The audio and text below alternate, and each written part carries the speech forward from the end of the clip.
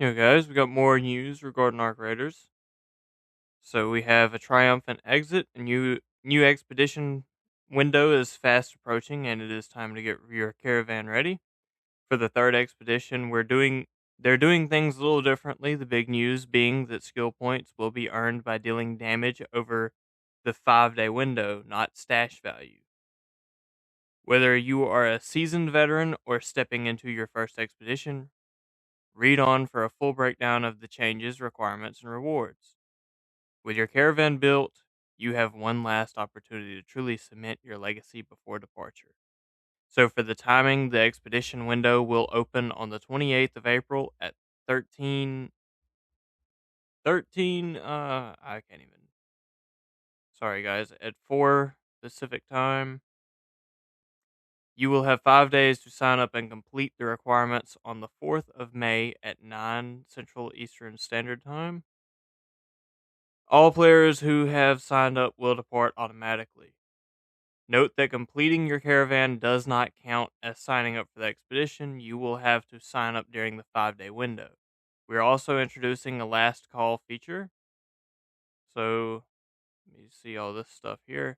Expeditions are a personal progression that players complete in order. The caravan can be completed in between expedition windows, but finishing the expedition can only be done during a scheduled departure window.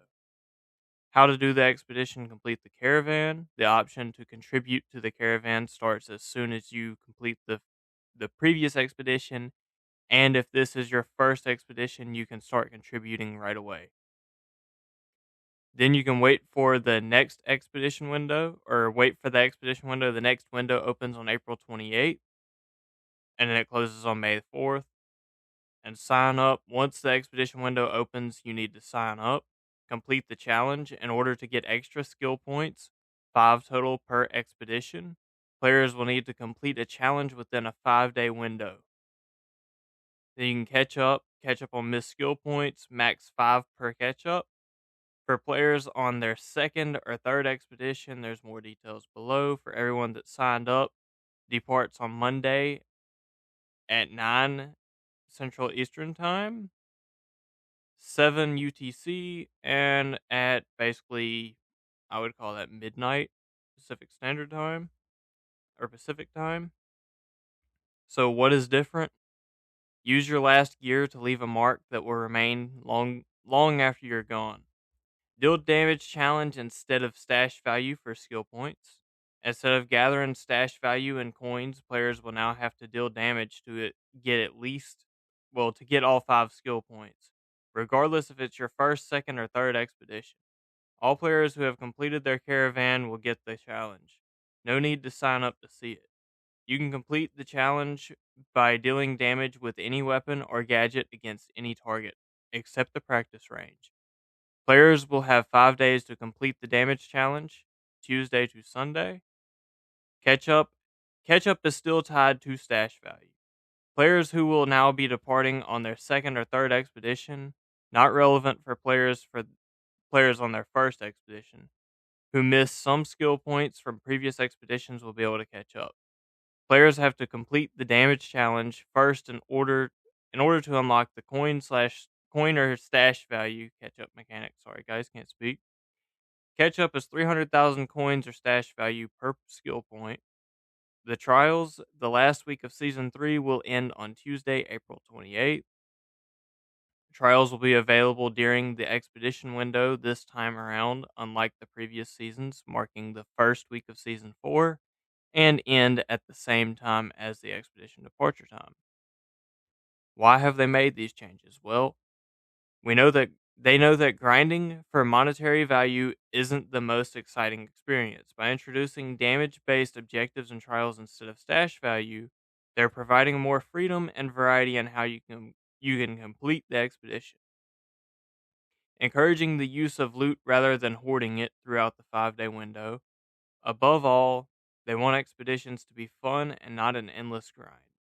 They believe these changes create a fair and engaging challenge that keeps everyone active across the full 5 days. Sorry, my bad. So, what are the rewards? The rewards are tied to your personal progression, which means that if that if this is your first time doing the expedition, you can only get rewards from the first expedition and so on.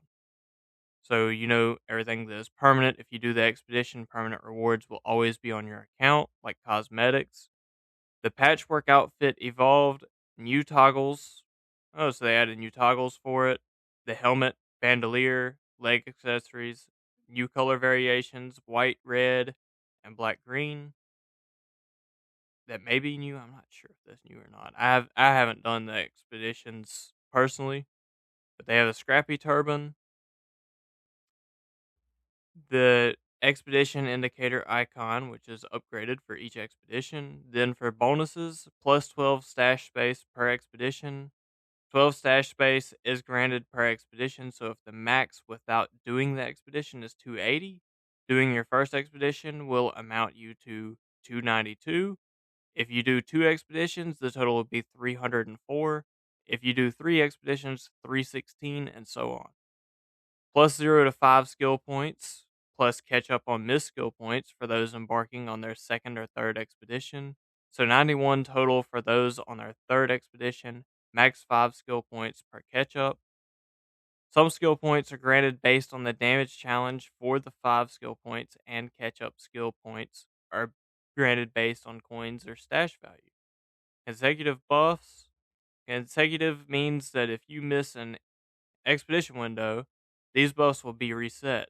These numbers represent the total percentage rather than an addition value, so like 5% to 10% to 15% XP boost, from 6 to 12 to 18% scrappy materials boost, 60 to 70 to 80% repair value increase.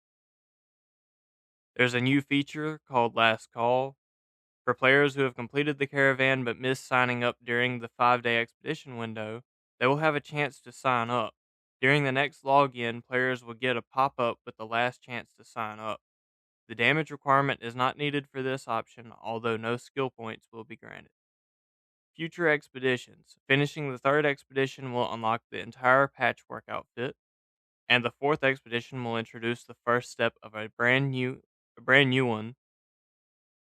Looking ahead, we will continue gathering data and feedback to make adjustments and improvements to future expeditions. We hear you on rewards, and we are committed to making them more meaningful and reflective of what players actually achieve. We also understand that losing full progression is a concern for many, and we will be iterating on what gets reset and what carries over into future expeditions. Good luck out there, Raiders. Okay, so there's a little bit more here. This next one is on the new map, based on the new map. So here's a little story for the first part. I want to be honest about how all this started. Shani's been telling stories of an old first wave refuge along the coast, a place we abandoned years ago when there were too many vulnerabilities. Exposed to attacks from the water, but trapped there if surrounded from the west. I get the sense it hurt them when they had to leave. She told me there was a hotel.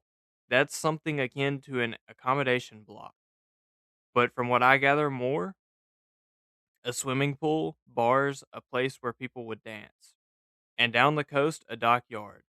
It had something to do with the Exodus. She called it a stain on the horizon. Shawnee's an old head, clearly got some resentment about whatever went down there. Shawnee said I could have backup, but I told her I didn't need it. It sounded like a good idea, and I thought I'd find a few things for myself along the way. Was only planning on a perimeter sweep, but the place drew me in. There's a story here, one that bleeds out of the cliffs, flows down the dried up riverbed and into the ocean. But the tides just keep bringing it back, like an old grudge. So then there's Approach 1806. The welcome sign was salt worn and peeling, but clear enough.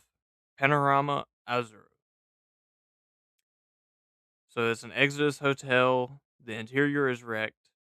Inside, it's strange. Posters still hang on the walls, smashed glasses and the countertops. Beds still made. It's like whoever lived here got up one evening and just never came back. Like everything's on pause. I've been thinking a lot about the rooftop bar. imagining people reveling beneath the stars without fear of what might descend out of them. Exterior rear 1839. I'm in it now, so I decided to press on. The resort wasn't totally abandoned, if you know what I mean, and I don't fancy fighting metal today. Passing the pool, I saw a large plastic slope descending from the hill, some kind of water feature, up and over across the ridgeline and down toward the beachfront. Nothing can prepare you for a sunset over the ocean. I stayed here longer than I should have, but come on. So there's going to be the pool's dry. There's a beachfront bar. Others used to have the same idea. Sun loungers and another bar.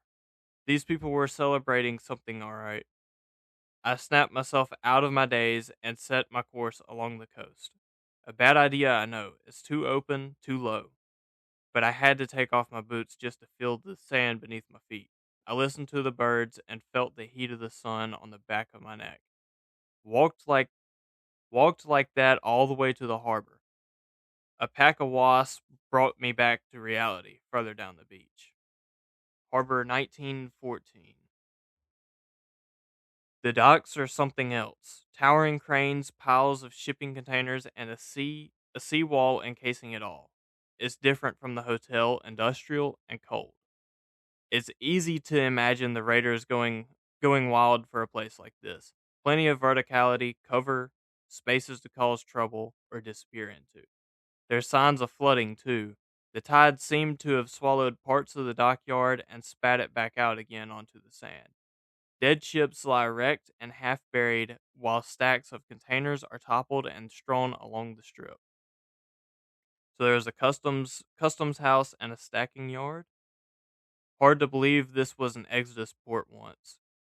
Must have taken a small army to staff it up and keep it running. I wonder who they were and what happened to them. Something tells me they weren't exactly living it up at the Azuro. I was checking one of the buildings when something passed overhead, just a shadow, slow, deliberate. By the time I got outside, I'd lost it. I just want it on record before anything else happens. Someone needs to come back here properly. Full team, full sweep. Shiny was right. She usually is. End of report. Coordinates appended. All pictures filed. Awaiting confirmation. So the Riven Tides update goes live on the 28th. And that is all the news I have for you today, guys, regarding Arc Raiders. If you guys want to see more Arc Raiders news, update news, and more things Arc Raiders related, if you want to see more Arc Raiders news, please hit that like button. Lets me know you guys like this type of content and want to see more of it. And if you guys want to see anything else Arc Raiders related, please consider subscribing to the channel as there's more Arc Raiders content to come. Peace.